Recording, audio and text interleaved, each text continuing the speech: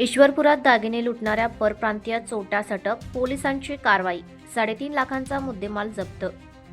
परराज्यातून मजुरीसाठी आलेल्या एका व्यक्तीने एका अल्पवयीन मुलाच्या साथीने आझाद चौकातील सराफा दुकानातून 2.5 लाख रुपयांचे सोन्याचे दागिने चोरले. ही घटना दुपारी 3:30च्या सुमारास घडली. पोलिसांनी या चोरट्यांचा सीसीटीव्ही फुटेजच्या आधारे शोध घेत काही वेळातच दोघांना ताब्यात घेतले. चोरट्यांकडून दागिने आणि दुचाकी असा 3.5 लाख रुपयांचा मुद्देमाल जप्त करण्यात आला.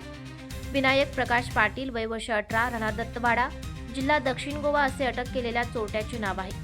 सराफा व्यावसायिक अरुण सर्जेराव साळुंखे, राहणार विटा यांनी पोलिसात तक्रार दिली आहे.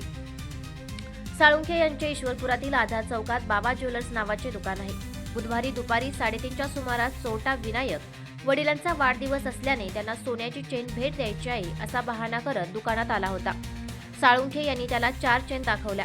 त्यावेळी चोरटा विनायकने साळुंखेंना वजन करण्यास गुंतवून त्यातील 2.5 लाखांच्या 2 सोन्याच्या चेन घेऊन दुकानाबाहेर थांबलेल्या अल्पवयीन मुलासोबत दुचाकीवरून पळ काढला. साळुंखे यांनी तातडीने पोलिसांना माहिती दिली.